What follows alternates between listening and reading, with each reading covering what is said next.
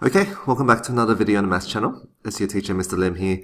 And in this video, we've got part 2 of the Girraween 2020 Maths Advanced Trial HSC paper. This will be focusing on question 24 all the way to the end. So let's have a look at question 24. The graph of a function f of x is shown. Use the interval notation to state the domain and range of f of x.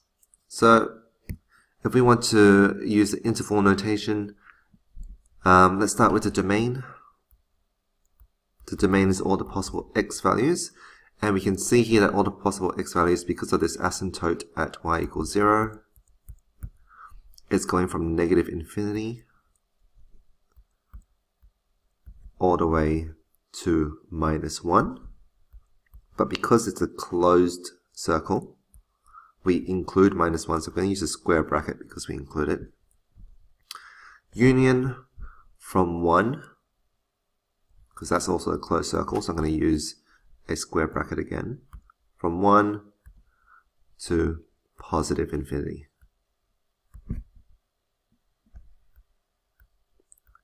The range is all the possible y values.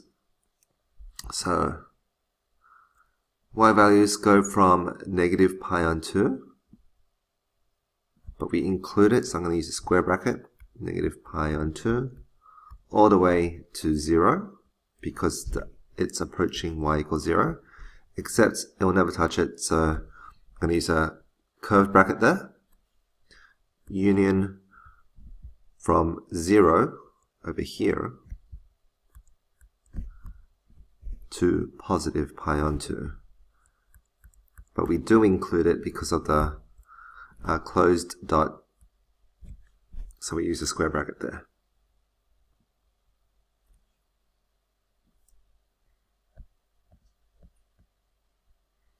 Okay, question 25. Sketch the graph of y equals the absolute value of x minus 1 and y equals 2x plus 4 for the domain from minus 4 to 4 on the grid given below. So we'll probably need to graph this from minus 4 to 4. Let's go something like this. Yeah, good enough. Alright. Let's say this is 1, 2, 3, and 4. Minus 1, minus 2, minus 3, and minus 4.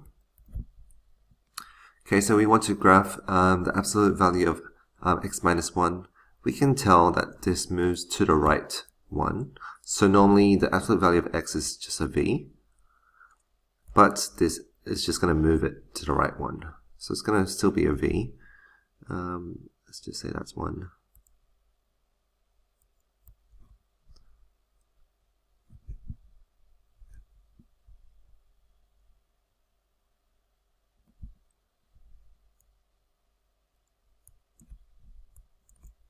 That's y equals the absolute value of x minus 1. And y equals 2x plus 4. That's going to have a y-intercept of 4. Now what would the x-intercept be? So y equals 2x plus 4. X-intercept is when y is equal to 0. So we've got 2x is equal to negative 4. X is equal to negative 2. And it's got a gradient of 2. So for every 1 we go across, we go up 2. So it's going to intersect there.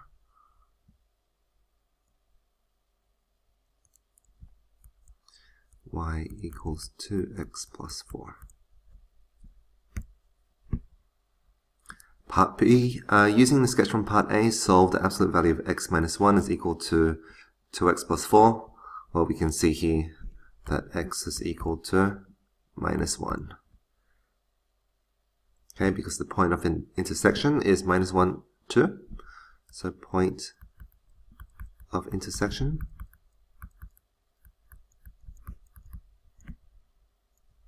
is minus 1, 2. So when we solve it, we want the x value minus 1.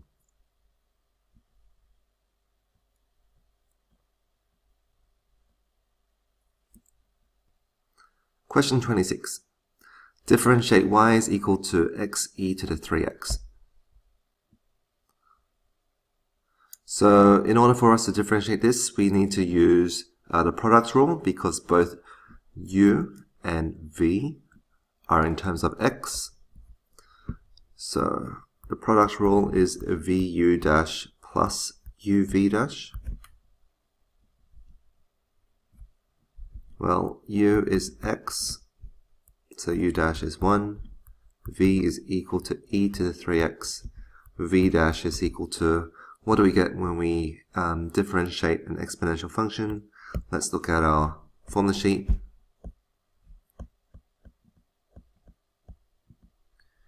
Alright, so here's our exponential function. When we differentiate it, we get f dash of x at the front, and then e to the f of x. So here's our f of x. When we differentiate that, we get 3, and then e to the 3 of x. Okay, so now that we've done that, we can just put them together. So vu dash, multiply them together, is e to the 3x, plus uv dash times these ones together is 3x e to the 3x.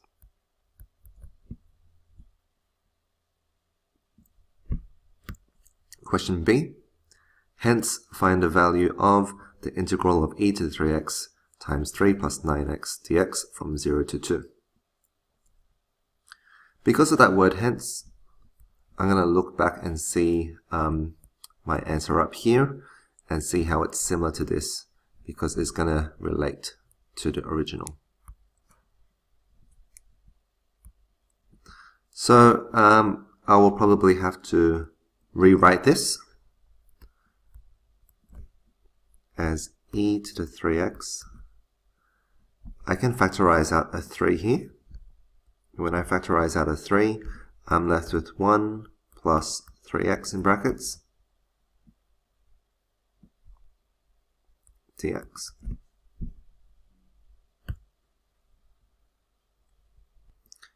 So now I'm thinking this doesn't look very similar to what I have here in a, so maybe I'll need to have to factorize a in order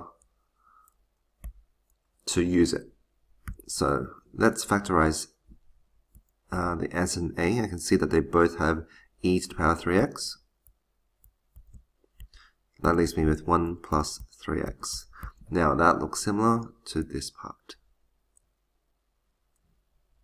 So in order for me to integrate this, I actually need just this bit. So I'm going to move this 3 outside.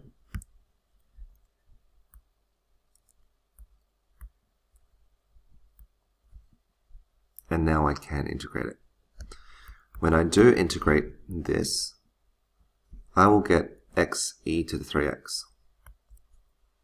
So we've got x e to the 3x from 0 to 2.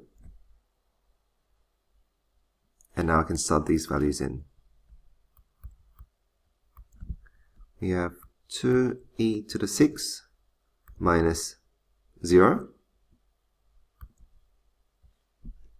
And that's just equal to 6e to the 6. And that's the exact value.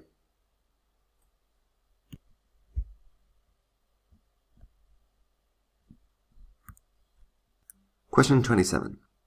The function f of x is equal to the absolute value of x is transformed, and the equation of the new function is of the form y equals kf bracket x plus b plus c, where k, b, and c are constants.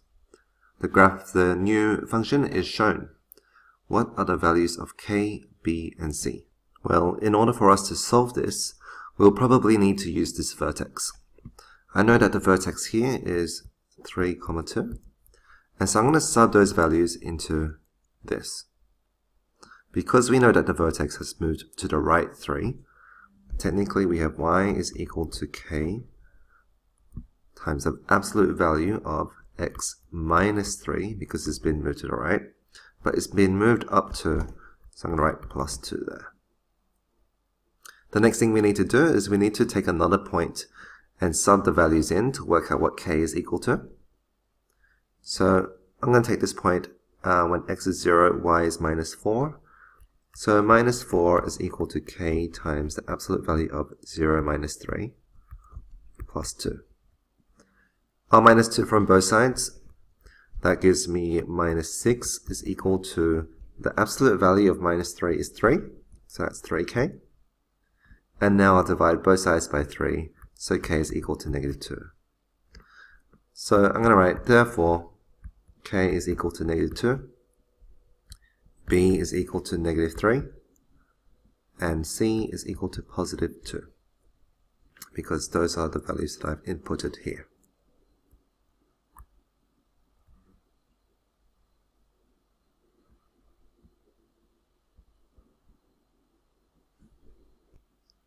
Question 28. Declan walks 1,600 meters due north along a road from point A to point B. The point is due east of a hill xy, where x is the top of the hill. The point y is directly below x and is on the same horizontal plane as the road. Let the height of the hill above point y be h meters. From the point A, the angle of elevation to the top of the hill is 16 degrees, and from point B, the angle of elevation to the top of the hill is 12 degrees. Show that by is equal to h cotangent 12. Okay, so we want to show by, which is this. So I'm going to look at this right angle triangle here.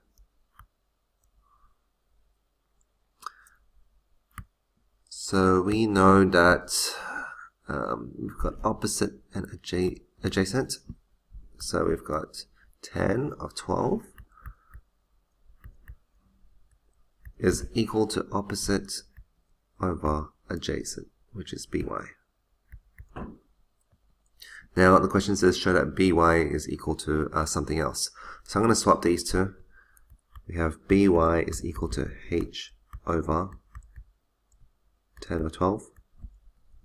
But 1 over 10 is cotangent, so I'm just going to bring this up to the top and make it h cotangent 12.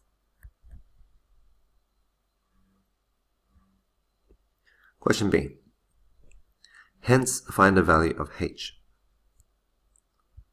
Okay, so we know that I'm just going to label this now. This is h cotangent of 12. So what we can see here is that similarly, this side here, AY, has to be h cotangent of 16 because we're just using exactly the same thing. So I'm just going to write that down.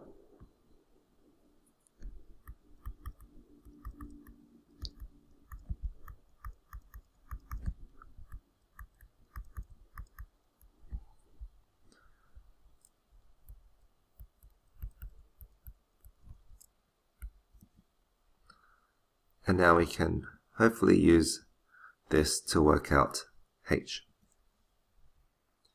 I'm going to do that by using Pythagoras' theorem for this triangle down here. A squared plus b squared is equal to c squared, or in this case 1,600 squared plus h cotangent 16 squared is equal to h cotangent 12 squared.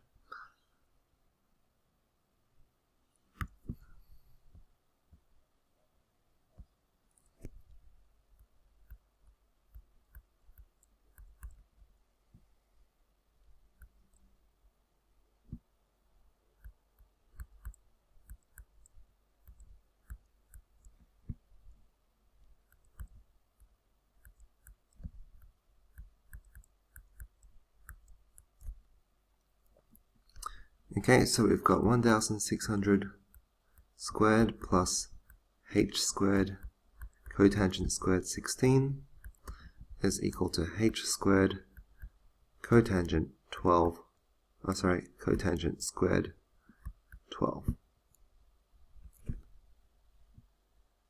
Alright, I am now going to move this to that side and move the 1600 squared to the other side. So I've got the h squares together, and then I can factorize that out.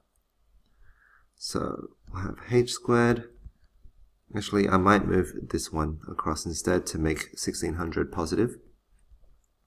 So 1600 squared is equal to h squared cotangent squared 12 minus h squared cotangent squared 16. Let's factorize out the h squared. Cotangent squared 12 minus cotangent squared 16. And so h squared has to be equal to 1600 over cotangent squared 12 minus cotangent squared 16. And so h is equal to the square root of that.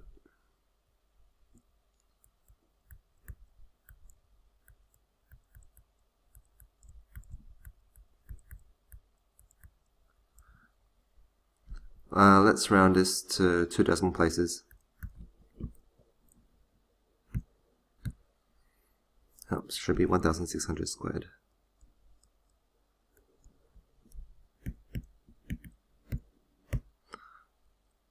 Okay, so we've got cotangent, which is 1 on 10.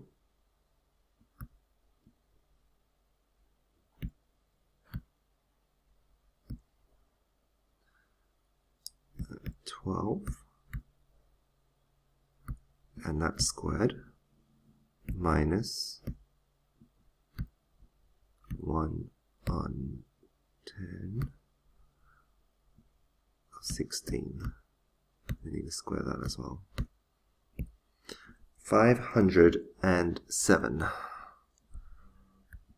507, and I'm assuming this is meters. Yep, meters, and that's the nearest meter.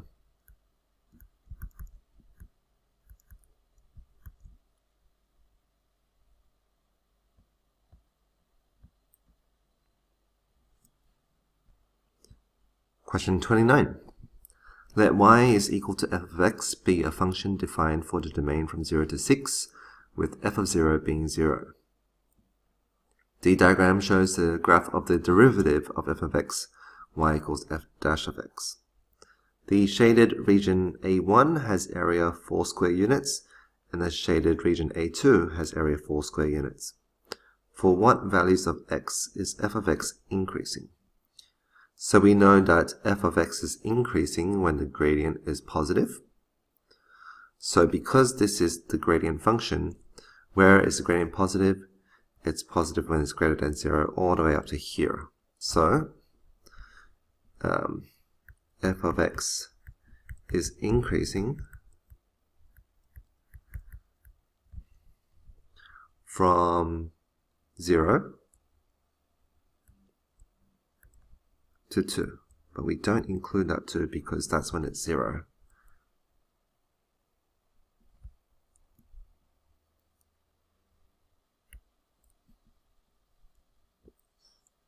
Question B. What is the maximum value of f of x? Well, the maximum value of f of x is pretty much a turning point, a stationary point, when f dash of x is 0, and it's 0 here when x is equal to 2. So the maximum value means we'll need to have to integrate this. So when we integrate from 0 to 2 of f dash of x, we know that the area is 4. So we've got f of x from 0 to 2 is equal to 4. So f of 2 minus f of 0 is equal to 4. But we know that f of 0 is 0 because that was given to us in the question right here.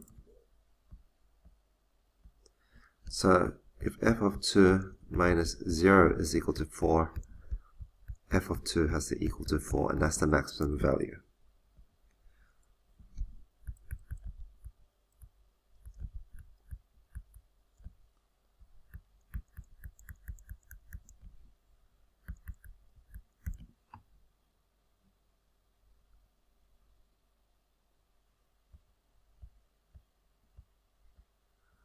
Question C, find the value of f of 6. Okay, so in order for us to do this, let's have a look at the graph again. So here's our graph.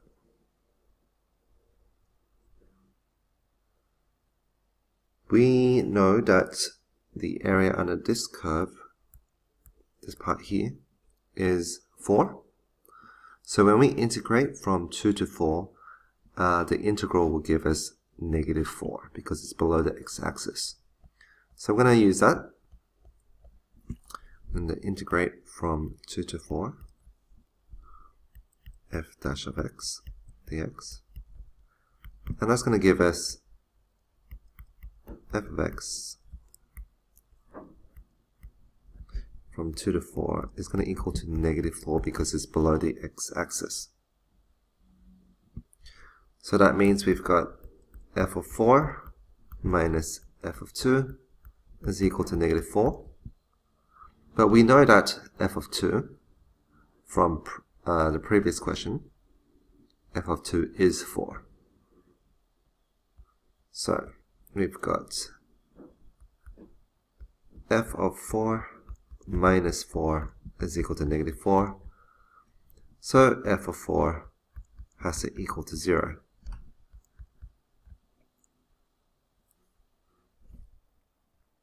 If we have a look back at the graph, we can see that the gradient from x equals 4 to x equals 6 is constant at -3.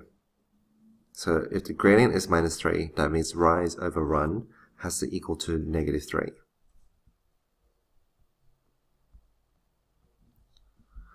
So from x is equal to 4 to x equals to 6, the gradient is equal to -3. So that's rise over run. Now we know that the run is 6 minus 4 because it's going from 4 to 6, so the distance is 6 minus 4. But what about the rise? The rise has to be whatever the function of 6 is minus whatever the function of 4 is, which we've worked out to be 0. So here we've got -3 is equal to f of 6 minus 0 all over 2. And now we can work out that f of 6 has to equal to -6.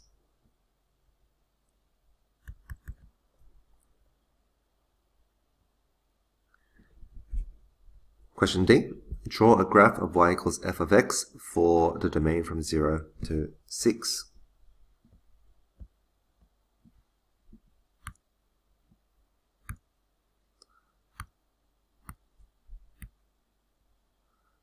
Okay, 0 to 6. Let's call it 6.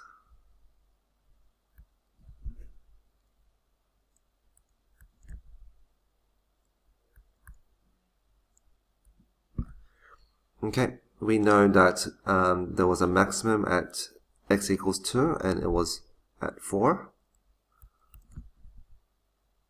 We know when f of 0 is 0.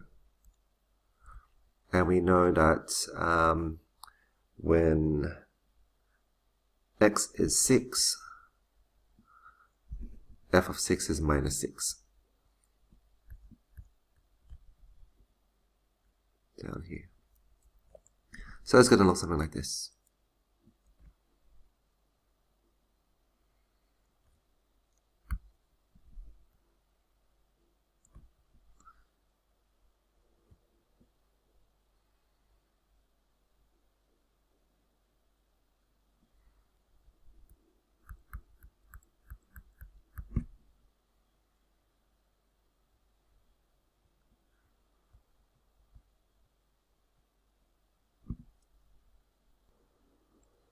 Question 30. The length of a whale species is modeled using the equation L is equal to 5.2 minus 4.6 e to the negative kt, where L is in meters and t is the age in years and k is a positive constant. What is the length of the whale at birth? So at birth means initially when t is equal to 0. So the length is just going to equal to 5.2 minus 4.6 e to the 0, pretty much. So 5.2 minus 4.6, because e to the power 0 is just 1, should be 0.6 meters. If a 3-year-old whale has a length of 4.45 meters, what is the value of k corrected to decimal places? So a 3-year-old, and it has a length of 4.45, so I'm going to substitute 4.45 where L is. 5.2 minus 4.6 e to the negative. We know that t is 3 because it's 3 years old. So, sorry, not 3t, 3k. And we need to solve for what k is equal to. So the first thing I'm going to do is I'm going to subtract 5.2 from both sides.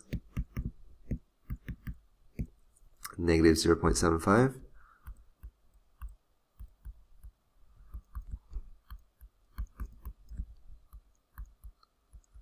The next thing I'm going to do is divide both sides by negative 4.6.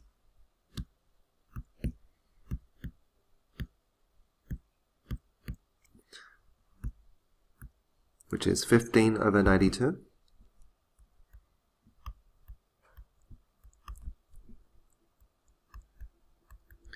I'll take the log of both sides.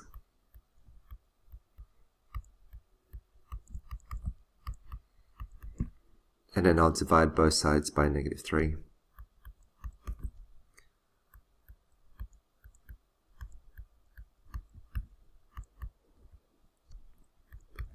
So to 2 decimal places, ln of 15 over 92 over negative 3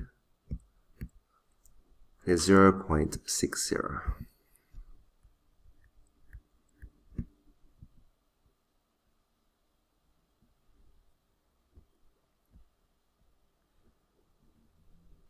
Question C. Find the limiting length of the whale species. So to determine the limiting length, we need to see what happens to the equation as t approaches infinity, as time approaches infinity. So let's have a look. The original is L is equal to 5.2 minus 4.6 e to the negative kt. I might rewrite this as L is equal to 5.2 minus 4.6 over e to the positive kt, because that will help me as t approaches infinity. As t approaches infinity, L approaches 5.2 minus 4.6 over, well, e to the power of infinity becomes really big. Approaches infinity, and a number divided by something really big will approach 0. So this will approach 5.2 minus 0, which is 5.2 meters.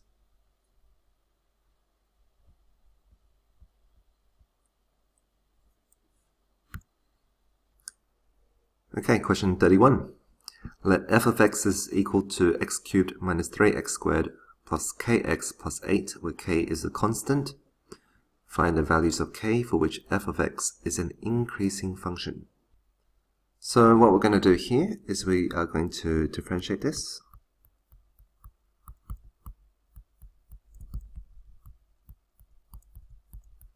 And what we can see here is that this is a parabola.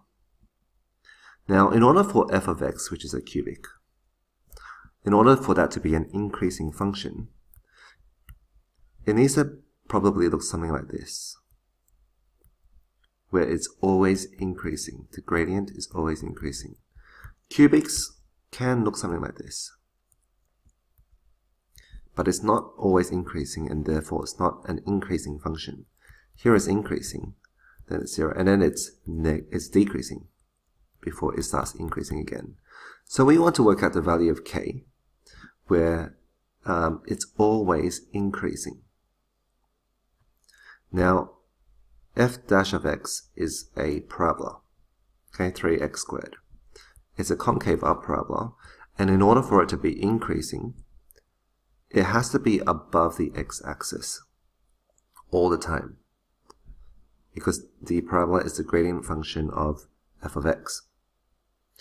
If the concave up parabola is below, or has some of it below the x-axis, this part tells us that f of x is increasing, but here f of x is decreasing, and then it starts to increase again.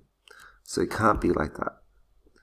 What that means is that the discriminant has to be less than 0. There has to be no x-intercepts at all for it to be always increasing. So for an increasing function,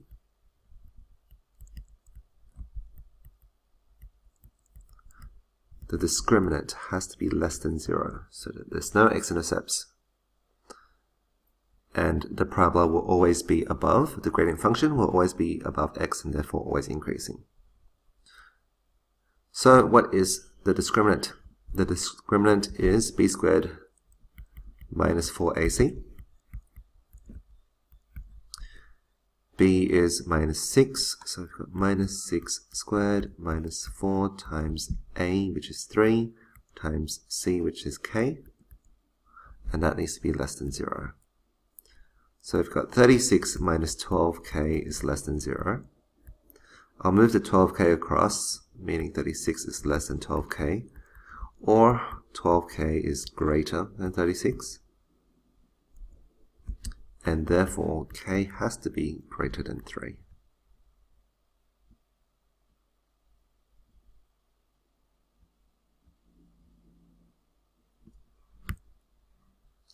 Question 32. Find integers a and b such that 1 over root 5 minus 2 is equal to a plus b root 5. So for this one, we'll probably have to rationalize the denominator of the left-hand side. So left-hand side is 1 over root 5 minus 2. So we're going to multiply it by the conjugate, root 5 plus 2 over root 5 plus 2. So this will give us root 5 plus 2 over 5 minus 4, which is just root 5 plus 2. So find the integers of a and b. I'll just rewrite this as 2 plus root 5.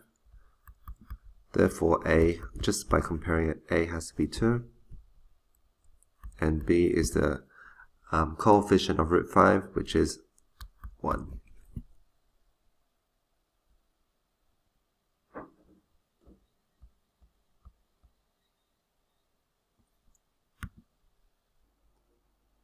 Question 33. A wire of length 28 meters is to be cut into 2 pieces. One of the pieces is to be made into a square and the other into a circle. Let r be the radius of the circle and x meters be the length of each side of the square. The combined perimeter is given as 2 pi r plus 4x, which is equal to 28. And the combined area A is given by A is equal to pi bracket 14 minus 2x on pi all squared plus x squared. Do not prove this. What should be the lengths of each piece so that the combined area of the circle and the square is a minimum? So for it to be a minimum, we need to differentiate twice and make sure that it's greater than, the second derivative is greater than 0 and therefore is a minimum. So here we've got the area is equal to that. Let's rewrite this. So I can see here that technically this is 7 minus, what's together 2, 7 minus x. But we need to square all of that. So that gives us 4 pi on the outside, 7 minus x squared over pi squared plus x squared. Let's just simplify this to 4 brackets 7 minus x squared over pi plus x squared. Okay, so I'm going to differentiate this with respect to x. So when we differentiate this, we get 8 brackets 7 minus x over pi, but we need to use the chain rule and multiply by the derivative of what's inside the brackets, which is minus 1, so that minus comes out to the front, plus 2x.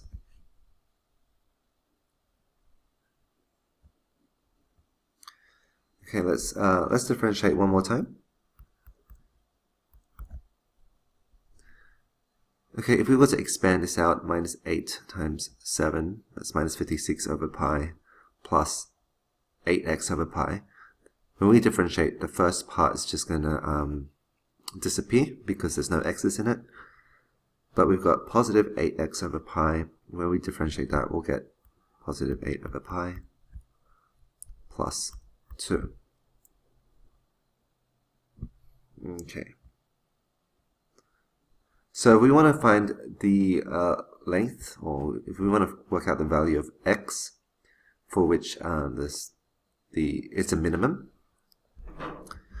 we need to make the first derivative equal to 0. So minimum x is when a dash is equal to 0.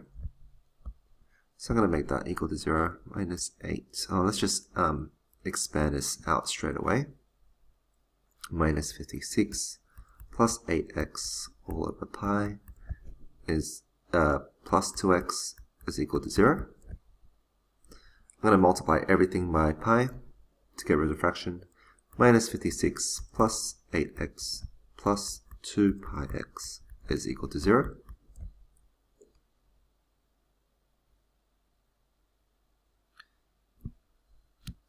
I'm going to divide all 3 terms by 2 because I can. Well, technically all 4 terms, so that's negative 28 plus 4x plus pi x is equal to 0. I'm going to move the 28 across. Let's just do that now. And then we'll factorize out the x. 4 plus pi is equal to 28, and therefore x is equal to 28 over 4 plus pi. Now we need to prove that that's a minimum when x is equal to 28 over 4 plus pi. The second derivative is going to equal to, well, we can't sub any, there's no x in there, it's just 8 over pi plus 2. Which is going to be greater than 0. It's going to be a positive answer, and therefore is a minimum.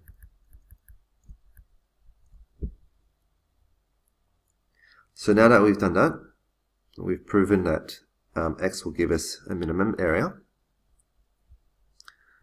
Let's reread the question.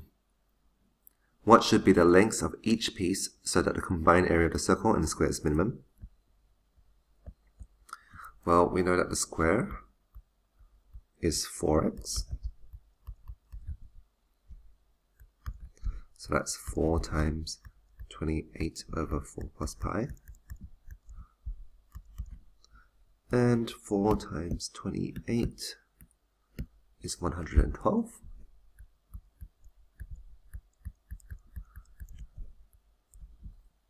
I'm assuming it's meters. Yep, it's meters. And because the original length is 28 meters, then what's left for the circle has to be 28 minus the 4x. So for the circle, it has to be 28 minus this 112 over 4 plus pi. Let's simplify this. So we've got 28 times 4, we know that that is 112. Okay, 112 plus 28 pi minus 112 all over the 4 plus pi, leaving us with 28 pi over 4 plus pi meters.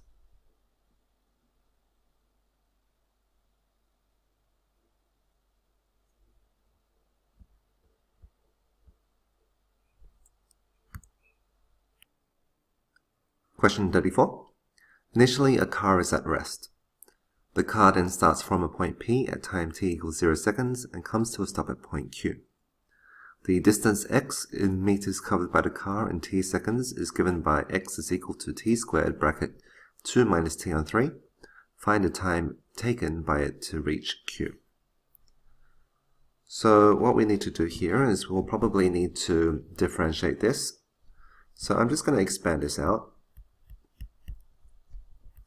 2t squared minus t cubed on 3, because that will make it easier for us to differentiate. So the velocity is going to equal to 4t minus t squared.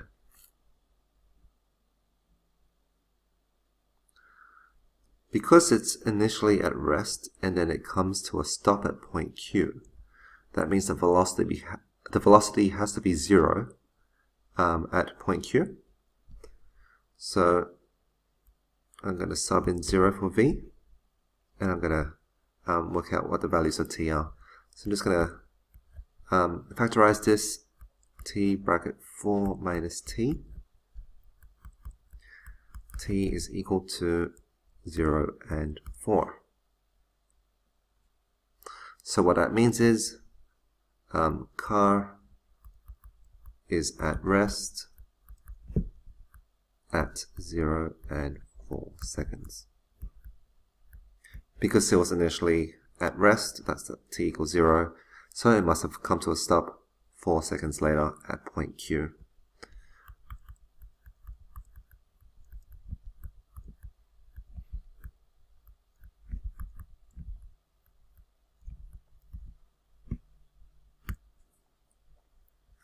Question B, the distance between P and Q. Okay, so all we need to do is we need to work out the displacement at t equals 4.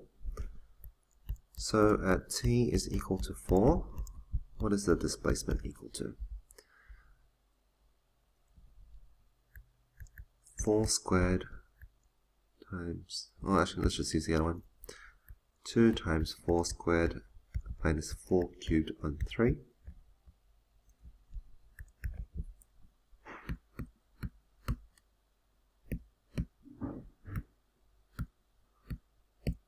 (32 on 3).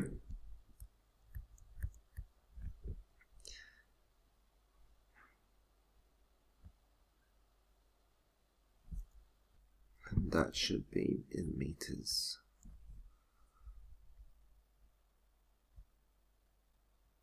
Yep, in meters. Okay. Question 35. The diagram shows a curve with equation y equals x squared minus 7x plus 10. The curve intersects the x-axis at points A and B. The point C on the curve has the same y-coordinate as the y-intercept of the curve. Find the x-coordinates of points A and B. So to find the x-coordinates, which are x-intercepts, we need to factorize this and make y equal to 0. So when we factorize that, we should get x minus 2 bracket x minus 5. So x is equal to 2 and 5. So a has to be, it just says find the x coordinates. So I'm just going to say x coordinate of a is 2 and x coordinate of b is 5.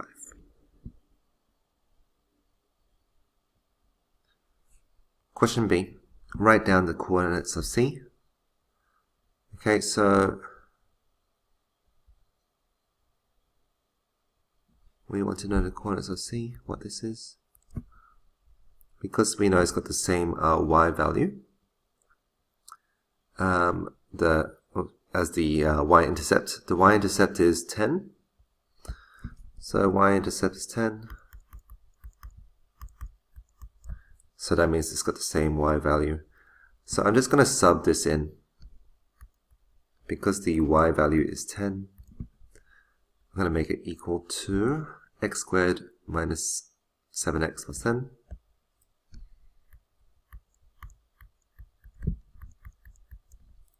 Minus 10 from both sides. 0 is equal to x squared minus 7x. Factorize. X bracket x minus 7. So x is equal to 0 and 7. We already know that when x is 0, that's the y-intercept. So it has to be the 7. So C has to be 7, 10.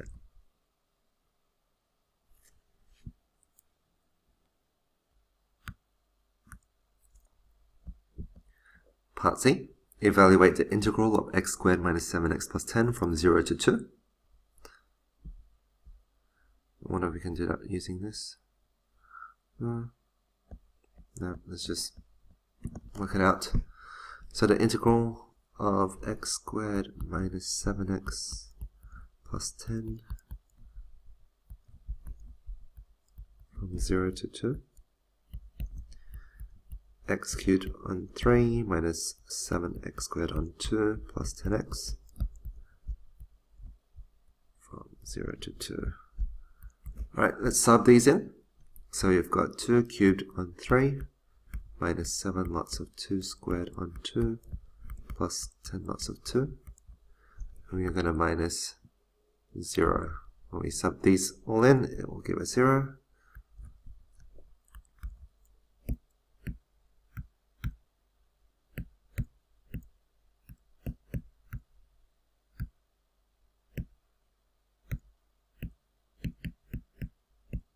(26 on 3).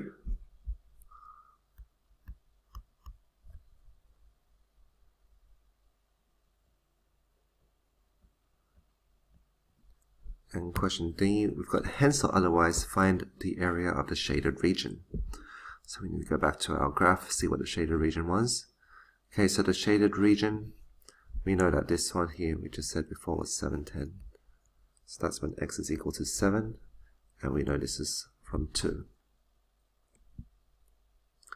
So the shaded region will have to be the triangle, this triangle here, this right angle triangle, minus the area under the curve from 5 to 7, which is here. So we know that that's 10. From 2 to 7, that's a distance of 5. So the area of the triangle will be half times 10 times 5.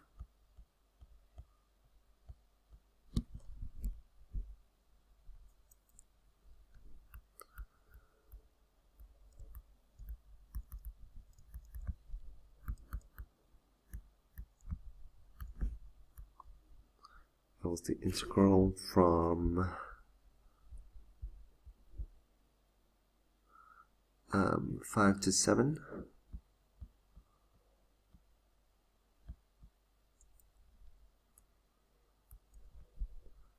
Of x squared minus 7x plus 10.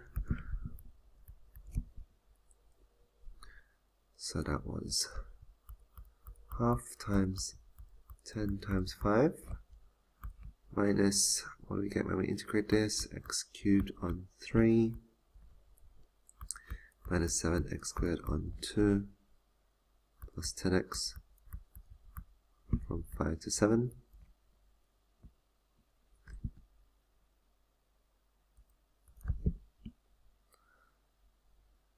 Which is 25 minus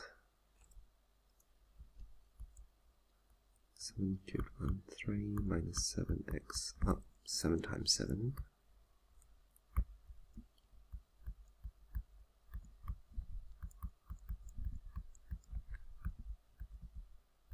5 cubed on 3 minus 7 times 5 squared on 2 plus 10 times 5.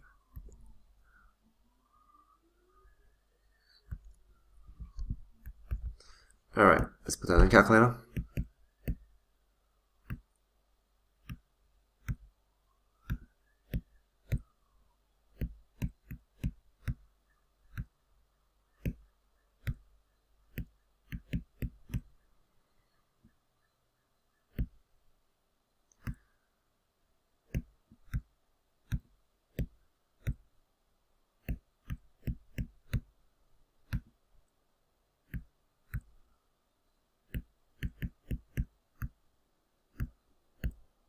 $49 on 3.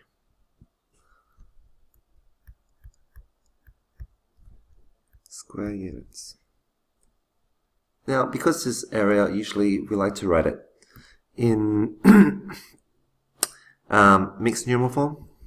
So that's 16 and 1/3 square units.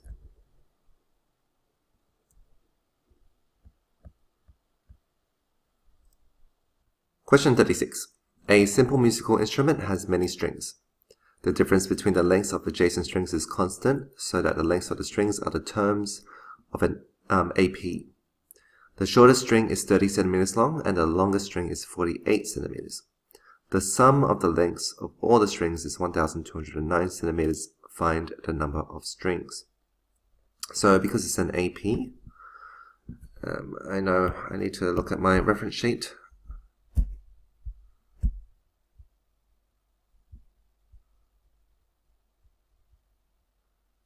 Okay, so I'm going to be using either this one or this one, or maybe both. I might be using this last one because we know what the sum is. Can't remember if it said whether we've got the, yep, we've got the shortest and the longest string. Good, so we're going to use that one. S of n is equal to n over 2 a plus l. So S of n is equal to n over 2 bracket a plus l. Well, we know that the sum is 1,209.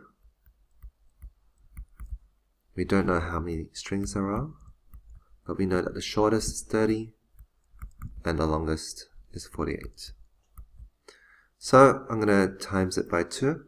1209 times 2 is 2,418. Is going to equal to 78n. So n has to equal to 2,418 divided by 78, which is 31. 31 strings.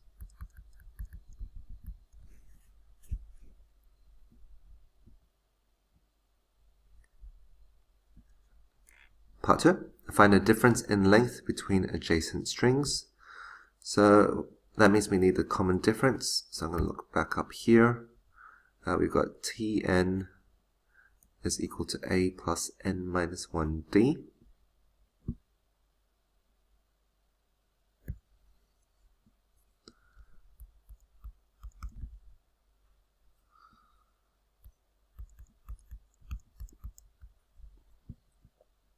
Okay, so let's say the last one's 48. 30 plus 30d, which is equal to 48. So 30d has to equal to 18. So the difference has to be 18 divided by 30, which is 0.6 centimeters.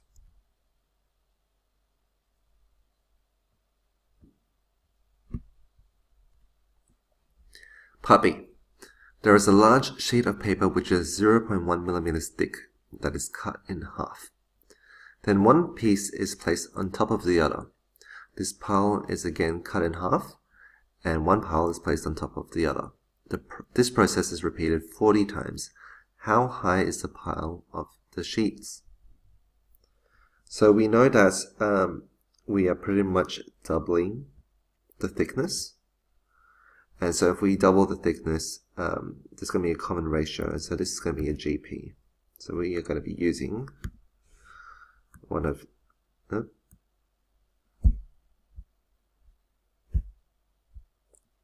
these.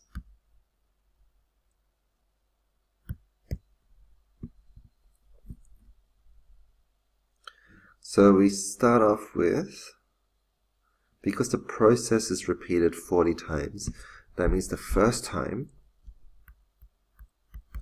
is going to be 0.2. The second time will be 0.4, etc. So what we want is we want T40. We want the 40th time. So we're going to be using a r to the n minus 1. A times r, which we know is we're doubling it, to the power of n minus 1. 0.2 times 2 to the power of 39,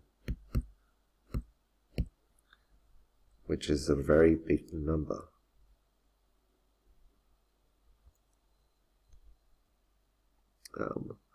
I'll just round it. 1.1 times 10 to the power of 11, and that is millimeters.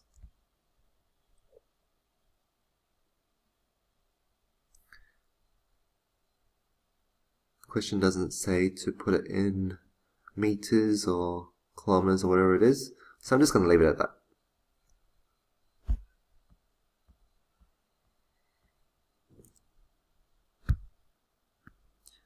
Question 37. The function f of x is equal to sine x is transformed to g of x is equal to 3 sine 2x. Describe in words how both the amplitude and period change in this transformation. Okay, so let's just do the original one. Let's just see what the amplitude is. So we know that the amplitude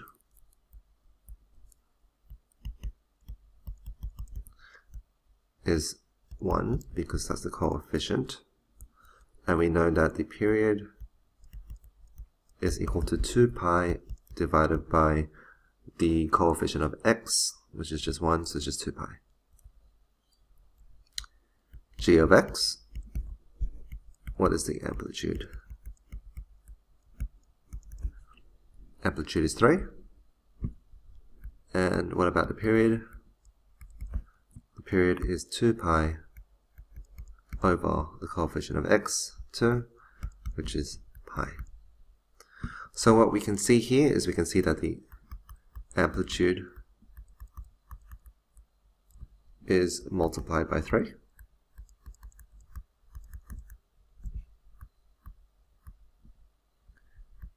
And the period is halved from 2 pi to pi.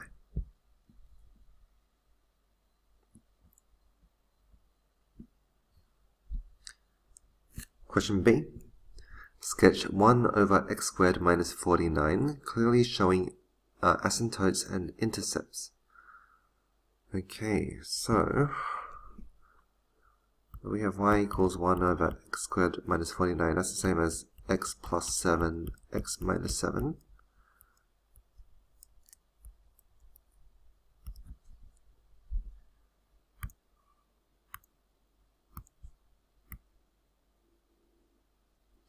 So we know that there's going to be vertical asymptotes at x equals minus and positive 7. So I'm just going to write 7 here. And minus 7. That's not very accurate. Yeah, minus 7.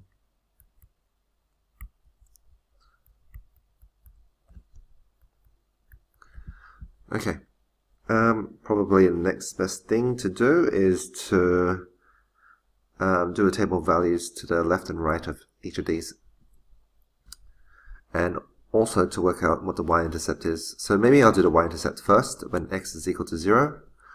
So when x is equal to 0, the y-intercept will be 1 over negative 49 or negative 1 over 49. So it's quite small.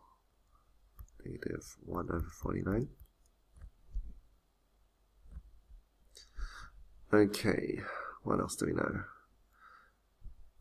X and y. So let's do minus 8, minus 6. We'll do 6 and 8. See what we get. 1 over minus 8 squared minus 49 is positive 1 over 15. So let's say that's 1 over 15.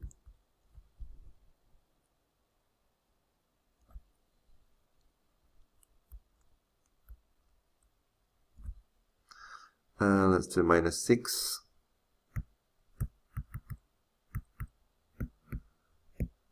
Which is minus 1 over 13. So that's going to be negative.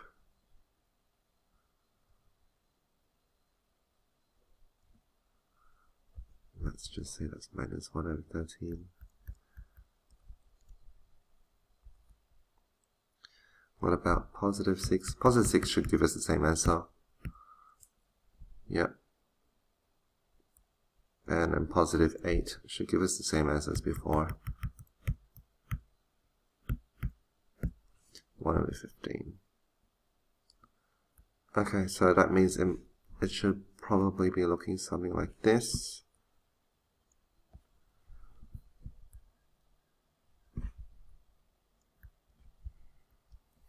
And something like this.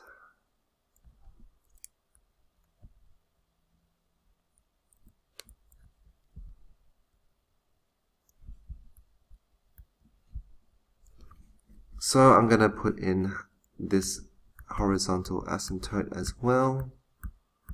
I'm just going to label that y is equal to 0.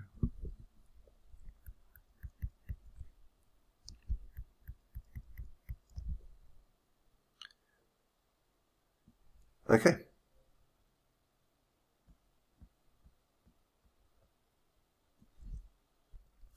Last question, 38. Use the trapezoidal rule with 3 function values to find an approximation for the integral of ln of x dx from 1 to 3. So trapezoidal rule, 1 to 3, ln of x dx. So we need x, we need f of x, and we want 3 function values. So 1, 2, and 3, because we're going from 1 to 3. So we've got ln of 1, ln of 2, and ln of 3. Except we know that ln of 1 is 0, so I'm just going to put that in. Okay, so this is approximately equal to h over 2. H is going to be 2 minus 1, which is 1, over 2, bracket the first one plus the last one, plus 2 lots of the sum of the middle. There's only one middle. So it's approximately half of ln of 3 plus, I'm going to rewrite this as ln of 2 squared. I'm going to bring this up, which is ln of 4. And just to simplify, this is going to equal to half ln of 12.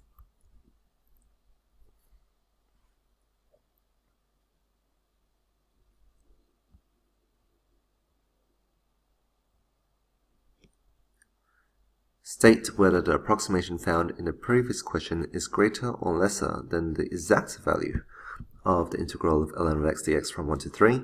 Justify your answer by sketching the curve y equals ln of x. Okay, so let's graph.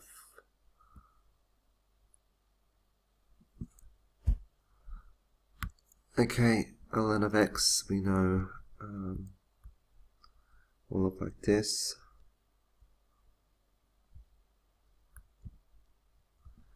Let's just say that's 2 and 3.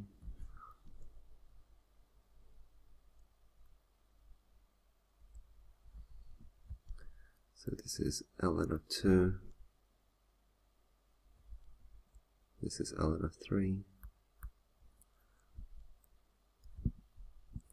So by using the trapezoidal rule, we're creating trapeziums. So if we were to draw a trapezium here and here, well, that becomes a triangle, and this one's like that. So we can see here that the area, using the trapezoidal rule, the area of the triangle and trapezium is actually less than the area underneath the actual curve, the exact area. So I'm just going to write that in. So the approximation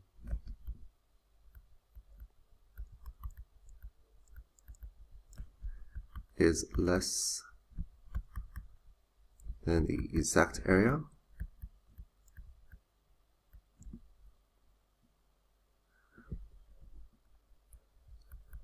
As the trapeziums created or formed are below the curve.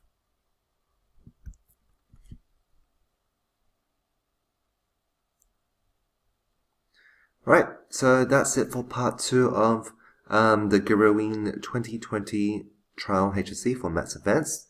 I hope you found this video helpful. Thanks.